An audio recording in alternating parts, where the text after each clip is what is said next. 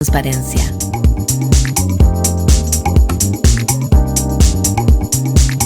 Con Copeuchi Inversiones alcancé la meta del pie para mi departamento. Y no soy experta en inversiones. Te presentamos Nuevo Copeuchi Inversiones, un sitio 100% digital para ayudarte a cumplir tus metas. Invierte en Copeuchi Inversiones desde 1,500 pesos, con bajos costos de administración que se acomodan a tu bolsillo. Es 100% digital, fácil de usar, te acompaña y tienes el completo control de tus fondos. Copeuchi.cl, el sitio donde todos pueden invertir. Infórmese de las características esenciales de la inversión en fondos, las que se encuentran contenidas en sus respectivos reglamentos internos. La rentabilidad o ganancia obtenida en el pasado por los fondos no garantiza que ellas se repitan en el futuro. Los valores de las cuotas de los fondos son variables. Matricúlate para estudiar un posgrado en la Universidad Central. Obtén tu magíster en 1 año y medio de duración con certificaciones intermedias de 3 diplomados. Contamos con un cuerpo académico de excelencia e infraestructura de primer nivel. Puedes conocer nuestra oferta académica online en www.postgradosusen.cl. Postula. Inicio de clases en agosto. Posgrado SUSEN, para los que buscan avanzar. En el Mostrador Podcast continúa Al Pan Pan, la conversación que buscas para comenzar tu mañana. Bien, hay que tener en cuenta la realidad de lo que está pasando, ojo, en Argentina con este triunfo, ¿verdad?, de estas primarias del candidato de la derecha radical. Ojo con lo que está pasando en Ecuador también, con el asesinato ahora de un líder político. Ya no es solo el ex candidato presidencial el candidato presidencial Fernando Villavicencio, etcétera. Pero volvamos al país. Quiero pasar a presentar de inmediato al diputado de Convergencia Social, Gonzalo Vinter. Diputado, gracias por estar con nosotros esta mañana. Muy buenos días, Mirna. Diputado, de todas maneras, permítame, ya que venimos conversando del tema, ¿le sorprendió el triunfo de Javier Milei, que, bueno, ha sido saludado, por cierto, entre otros, por el propio líder del Partido Republicano, José Antonio Kast? No mucho, porque tengo la suerte o mala suerte de venir siguiendo a Milei de manera bastante atenta hace mucho rato, y como usted bien sabe en estos tiempos, más allá de lo voluntario, cuando el algoritmo de redes sociales de uno descubre que a uno le interesa un tema, uno ya pierde la autonomía, sí. Y te parece, yo llevo al menos 2 años con Milei en portada de mis redes sociales. Entonces no me sorprendió tanto. O más bien, venía viendo cómo esto crecía y crecía y crecía. ¿Algo que usted diría que hay que mirar para lo que a nosotros nos toca como país? Sí, sin lugar a dudas. Yo creo que hay muchas cosas que mirar ahí. Sí tendría una cierta salvedad con respecto a que, Javier Milei es un experto en teoría monetaria, en un país con una inflación que tiende a superar el 100% en ocasiones. Por lo tanto, no es tan extraño que un radical de la teoría monetaria termine jugando un rol tan relevante, y Chile no es un país que tiene esos niveles de inflación. No quiero decir con eso que en Chile esto no podría pasar ni que estemos cerca, para nada. También tenemos un auge de la ultraderecha, etcétera.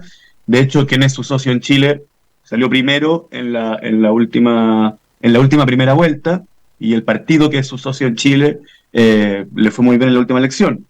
Sí creo que lo que más, o junto con ello, tenemos que estar muy atentos en Chile respecto al tema de las formas, que algunos creen que son temas como adyacentes en política, y yo creo que son extremadamente relevantes, porque las formas son las que construyen narrativas, estructuran discursos, construyen sueños y utopías a las cuales adherirse, y en eso sí estaría muy atento por 2 motivos. Primero, por el peligro que significa para una sociedad, en sentido práctico, que un candidato presidencial, y eso se ha relevado poco en Chile, no considere humanos a sus adversarios.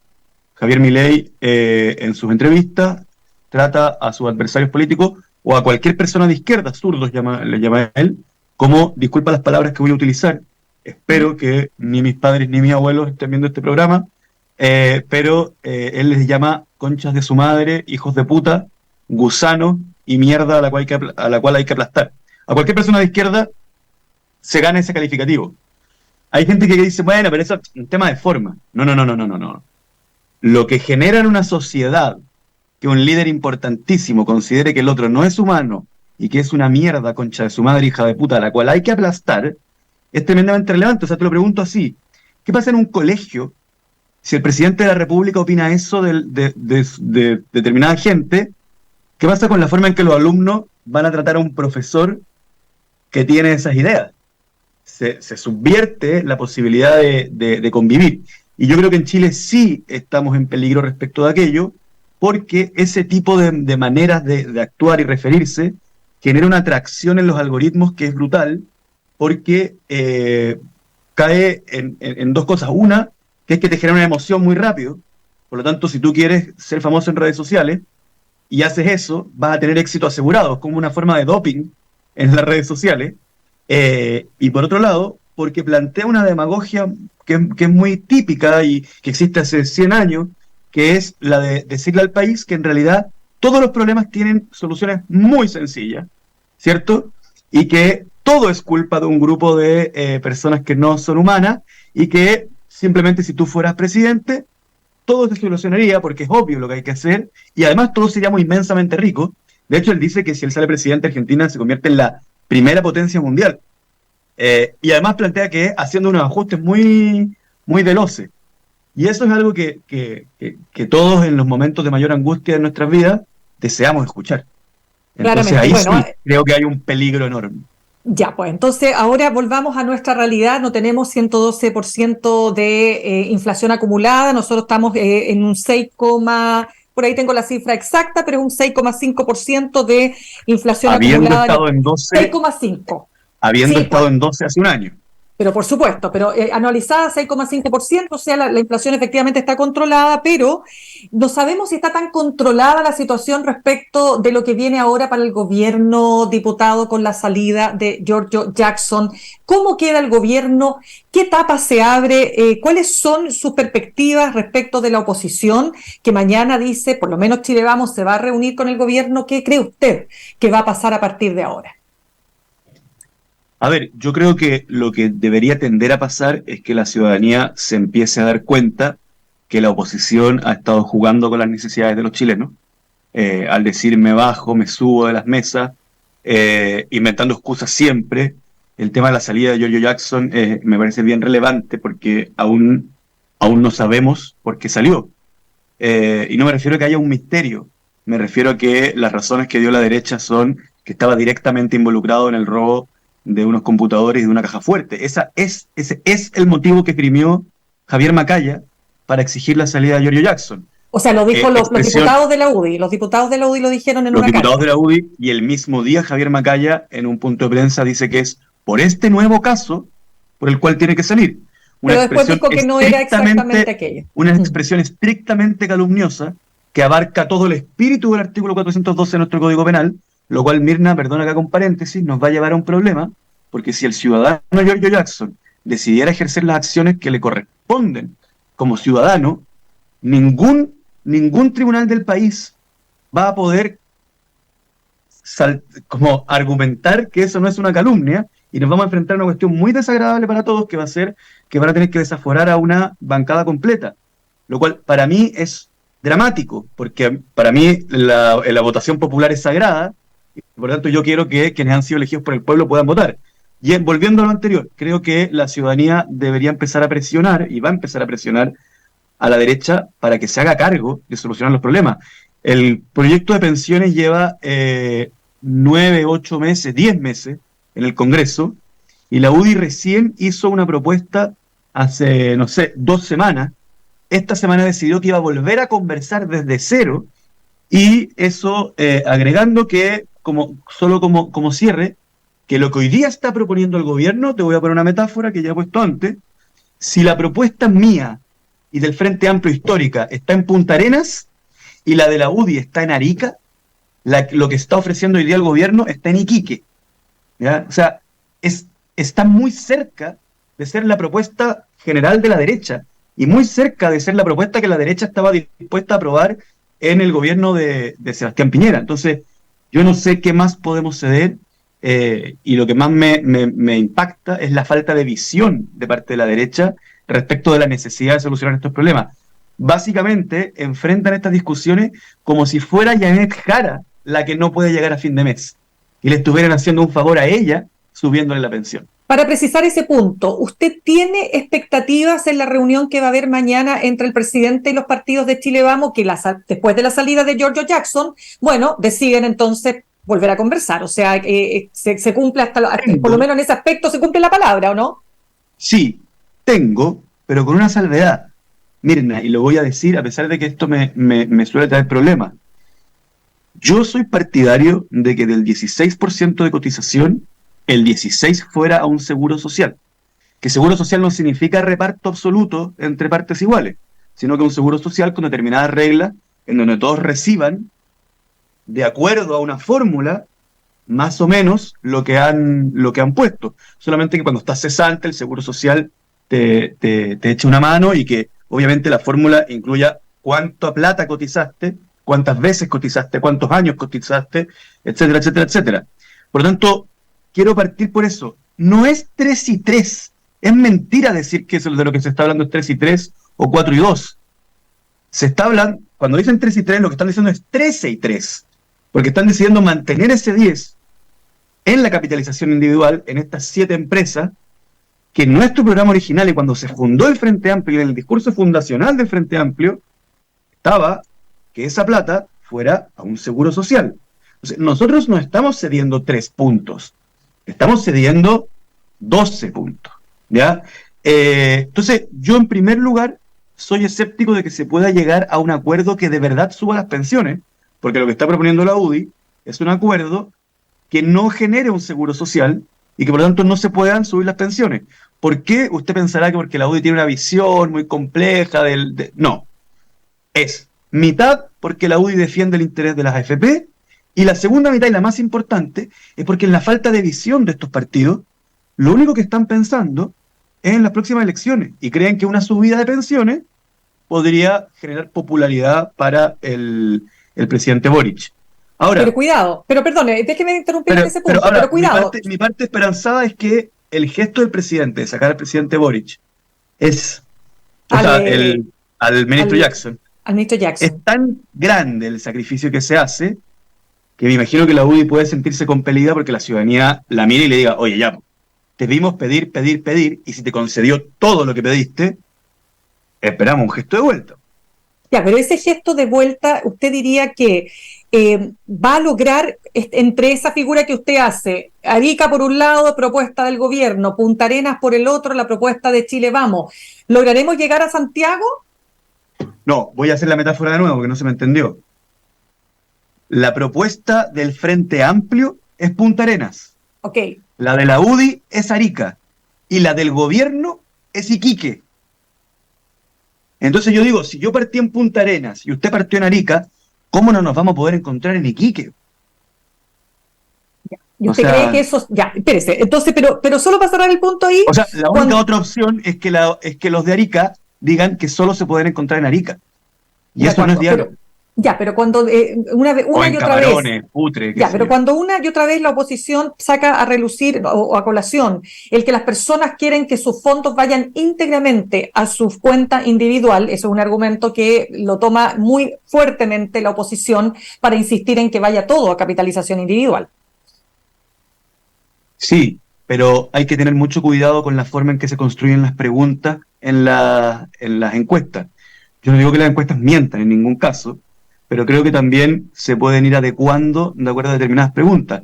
Por ejemplo, también la gente cree que las pensiones deberían subir ahora. Y en la propuesta de todo a capitalización individual, las pensiones no pueden subir ahora. Entonces, si yo construyera esa encuesta y le dijera a la gente, ¿cuál prefiere? ¿La opción que sube las pensiones este año o la que las sube en 30 años más?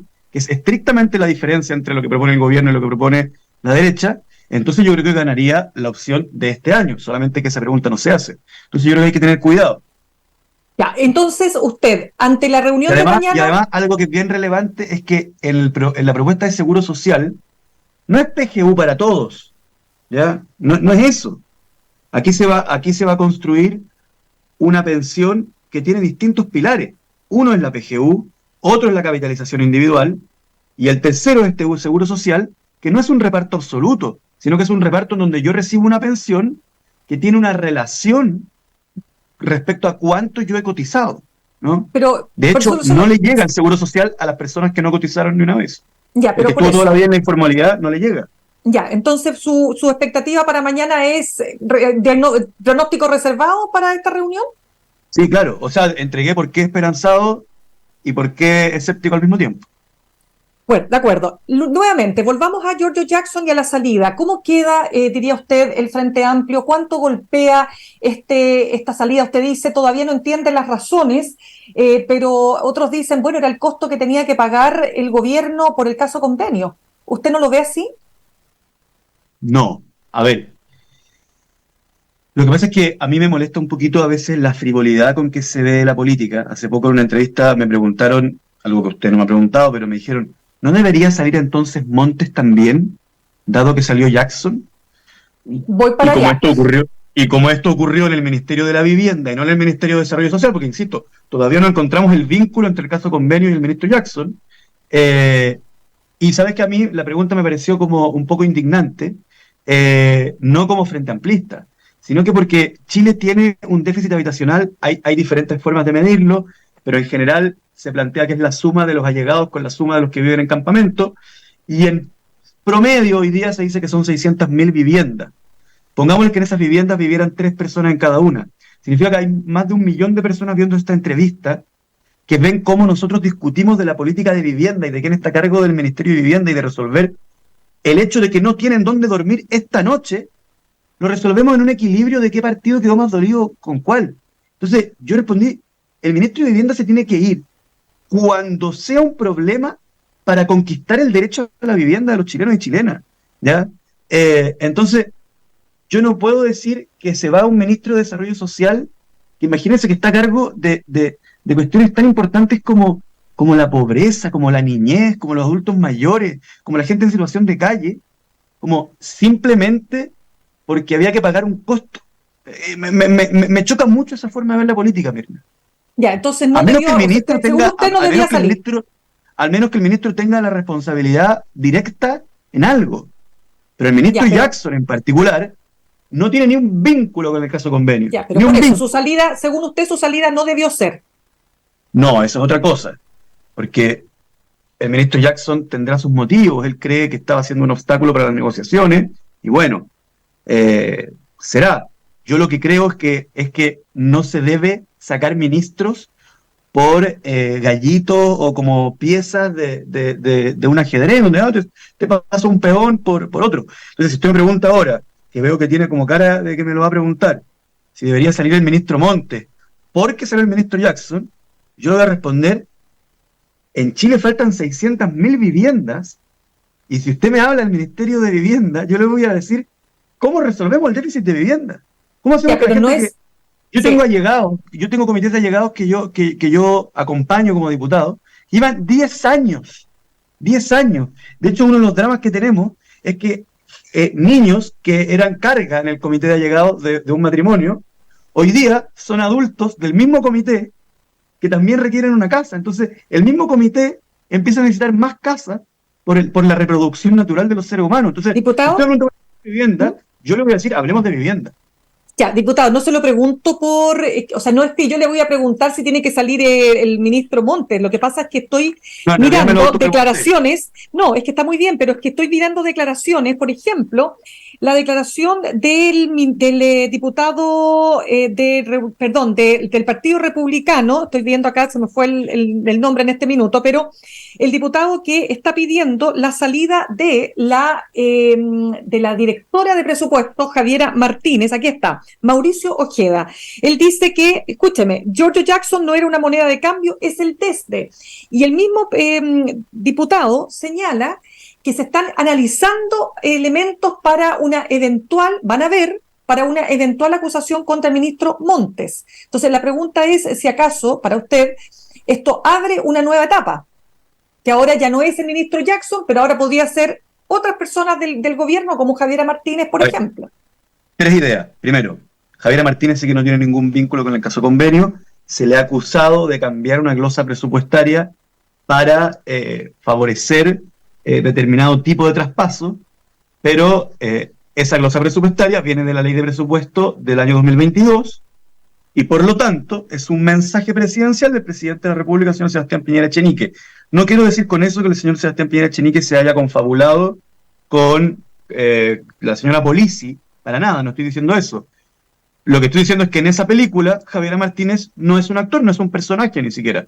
Si tuviéramos que hacer una película sobre cómo la ley de presupuestos ayudó a esto, ayudó a que estos traspasos se hicieran, no habría una actriz que represente a Javiera Martínez, no está en esa película, ¿ya? En segundo lugar, respecto a lo que dice el diputado Ojeda, yo le diría al diputado Ojeda que esto de no fue moneda de cambio, es el desde. No estamos en la feria, estamos hablando de la República de Chile y de las necesidades de todos los chilenos. Entonces, esto de, mira, yo te cambio un ministro por un subsecretario, y en tercer lugar, tampoco sirve de nada negociar este tipo de cosas o hacer un desde con Republicanos, porque Republicanos desde que llegó al Congreso le ha exigido la renuncia a prácticamente todas las autoridades de gobierno, habidas y por haber. Entonces, cuando tú quieres todas las renuncias, entonces en realidad tú no estás hablando en serio de que hay una posible conversación a partir de una determinada renuncia, porque tú las quieres todas. Y además, Republicanos tampoco nunca ha ofrecido subirse a ninguna mesa de conversación para llegar a un acuerdo sobre cómo mejorar la vida de los chilenos en ningún aspecto. Entonces, ¿qué sentido tiene conversar de los nombramientos con Republicanos? Por último, con la UDI tiene algún sentido, porque la UDI dice, yo eventualmente podría subirme a una mesa de conversación para mejorar las pensiones. Republicanos ni siquiera eso. Republicanos quiere la salida de todas las autoridades, incluido el presidente Boric. Perfecto. Entonces sigamos con lo que viene ahora, diputado, porque hoy día podría haber un cambio de gabinete. Ya se está hablando, por ejemplo, de que, Nicolás Cataldo, actual subsecretario de Desarrollo Social, se podía ir por ejemplo, al Ministerio de Educación. Javiera Toro de Bienes Nacionales podría ir a Desarrollo Social. Bueno, hay toda una serie de movimientos que se estarían realizando para usted. ¿Debe haber un cambio de gabinete y cuál debiera ser el énfasis para ese cambio? Es una pregunta que usted sabe que no va a tener una respuesta muy nutrida ni muy interesante. No sé, habrá que ver. No la quiero aburrir con ese mantra de decir, los cambios de gabinete corresponden al presidente de la República y son potestad exclusiva, pero yo tengo la impresión de que la carga se ha ido ajustando con el paso del tiempo y que hoy día el gobierno funciona bien, tiene buenos ministros y ministras y más opiniones que esas se las reserva a su excelencia el presidente de la República, que por mandato constitucional es el único que tiene la potestad y la carga de realizar cambios de gabinete. ¿Pero ayudaría un cambio de gabinete desde su punto de vista? Yo creo que hay que nombrar a alguien en desarrollo social, eso lo veo evidente. Más allá de eso, yo no veo necesidades.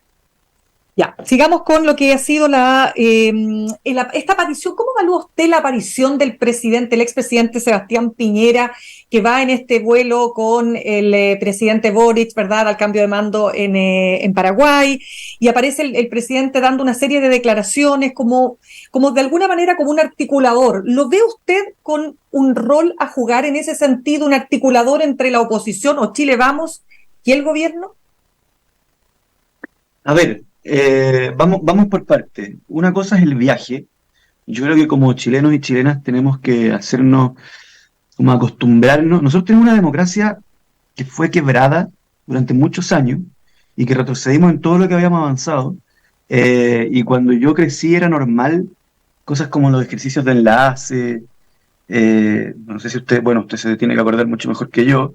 Era normal, por ejemplo, que ganar las elecciones parlamentarias no significara tener mayoría en el Parlamento, porque, no sé, había cosas tan raras como el COSENA, el presidente de la República, el Poder Civil no podía cambiar a los militares a cargo, etc. Entonces nosotros tenemos una democracia que fue vieja, murió y volvió a nacer y hoy día es joven. Y tenemos que acostumbrarnos a la institucionalidad y a la gestualidad y a la ritualidad republicana. Ellos llegan juntos a un cambio de mando frente a otra república y el presidente Piñera ha sido extremadamente crítico con el presidente Boric y el presidente Boric ha sido extremadamente crítico con el presidente Piñera. Yo no los veo acercándose para nada, sino que los veo en su rol de presidente y expresidente, o sea, no más que eso. Y también creo que el presidente Boric está tan convencido de que hay que resolver problemas urgentes del país, que yo los dividiría en tres. Una estrategia para el desarrollo, que Chile en este momento no está implementando ninguna, a mi juicio, y lo que está como forzando la derecha y el gran empresariado es volver a las cosas que nos resultaron en 1990. En segundo lugar, resolver problemas sociales como las pensiones, que son urgentes, y el presidente Boric comprende que al menos esas dos cosas, me voy a quedar ahí, son realmente urgentes y requieren ciertos acuerdos. Yo no veo mucho al presidente Piñera como un gran articulador en este momento, porque veo a la derecha tan revuelta, tan dividida en tantos sectores, veo a Bópoli tan lejos de republicanos, y etcétera, que no veo a alguien capaz de hacer acercamiento, pero sí creo que podría ser que el presidente Piñera sea una persona que comprenda que estamos a punto de perder o ganar la batalla del litio, a punto de perder o ganar la posibilidad de tener un nuevo sistema político con una nueva constitución hecha en democracia, a punto de perder o ganar la posibilidad de resolver democráticamente el tema de las pensiones. Y si el presidente Piñera se logra dar cuenta de eso, yo no sé si se logra dar cuenta de eso, se dará cuenta de que estamos en un momento crucial en que si los políticos estamos pensando en cuántos concejales vamos a sacar en la próxima elección, podemos infligirle un daño al país muy grave para los próximos 20 o 30. Diputado Winter, se me acaba el tiempo, pero también el presidente Piñera o el expresidente ha estado dando varias declaraciones donde da cuenta de la ferocidad con que el actual oficialismo, cuando era oposición, trató a su gobierno. ¿Qué autocrítica hace usted a partir de también, por ejemplo, la cantidad de acusaciones constitucionales que se presentaron? Un sector que además pretendía que, algunos pensaban incluso que hasta era conveniente que el presidente Piñera no terminara su periodo, se trató de acusar constitucionalmente al presidente, es decir, de alguna manera ¿no siente usted que se devuelve esa energía que fue ocupada en su momento por el actual oficialismo? No. A ver, en primer lugar, la actual oposición a estas alturas del gobierno del presidente Boric versus el presidente Piñera ha presentado muchísimas más acusaciones constitucionales contra el gobierno. Van en 4,5 porque la del ministro Jackson se retiró, pero iba, así que digo 4,5, y la antigua oposición iba en 1. ¿Qué autocrítica hago? Una bien importante. La democracia cristiana había recién salido de la nueva mayoría. El Partido Comunista recién había salido también de su articulación con el PPD y el PS, y el Frente Amplio recién había entrado como coalición, previamente tal, al Parlamento, lo cual hizo que hubiera una oposición muy desarticulada en un principio, lo cual siempre le genera una dificultad al gobierno y por lo tanto una dificultad al país, porque era relativamente difícil generar acuerdos con la totalidad de la oposición. Y en las mismas acusaciones constitucionales eso se veía. Era difícil bajar una acusación constitucional porque había demasiados actores que no estaban coordinados entre ellos. Esa es mi primera autocrítica.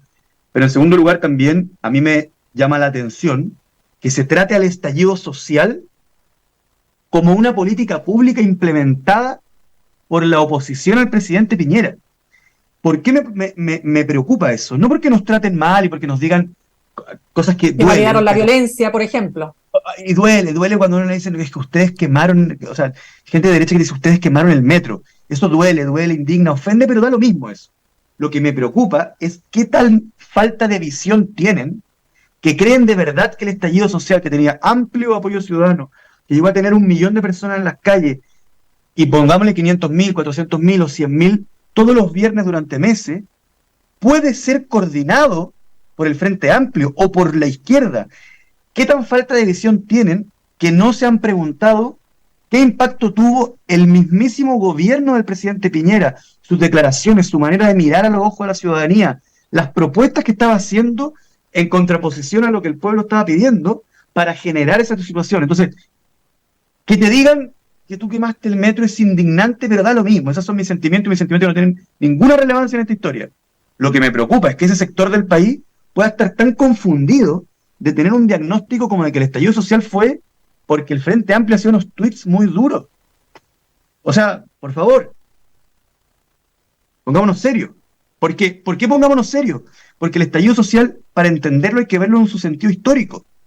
Había ocurrido el 2011, había ocurrido en la Revolución Pingüina, antes de la Revolución Pingüina el mochilazo, antes de eso hubo una década de luchas sociales que estuvieron muy bajo la alfombra porque había que construir una institucionalidad democrática y porque teníamos a los militares todavía rondando. Antes de eso estuvo las luchas contra la dictadura. Hay que entender el estallido social en ese continuo histórico, y la derecha y el gran empresariado hoy día creen que esa historia terminó. Y yo le respondo, ojalá haya terminado, ojalá. Pero yo no tengo la impresión de que esa historia haya terminado, sino que tiene vaivenes. Y si no resolvemos ahora, no resolvemos ahora los problemas sociales que tiene el país, nos vamos a enfrentar al próximo vaivén en pésima forma. Y eso no es una amenaza de un estallido social, sino que es un diagnóstico político hecho en base a la historia. Ya, diputado, se nos acabó el tiempo. Le doy las gracias, diputado Gonzalo Vinter, de Convergencia Social por la Región Metropolitana, por haber estado con nosotros esta mañana. Muchas gracias a usted, Mirna. Que esté muy bien. Nos vemos. Saludamos a esta hora a nuestros auspiciadores. Copeuchi Inversiones te ayuda a cumplir tus metas desde 1.500 pesos y con una comisión que se acomoda a tu bolsillo. 100% digital, fácil de usar, te acompaña y con el completo control de tus fondos. Copeuchi.cl, el sitio donde todos pueden invertir. Y Universidad Central, 40 años formando personas. Ven a vivir la experiencia USEN. Para los que buscan avanzar, posgrados USEN, acreditada y adscrita a gratuidad. Conoce más en posgradosusen.cl. Los dejo, continúa Fran Castillo, Juntos y Revueltos, y nos reencontramos mañana a las 8 en punto aquí en Alpampan, en el mostrador.cl. Que tengan un muy buen día. Copeuchi Inversiones, el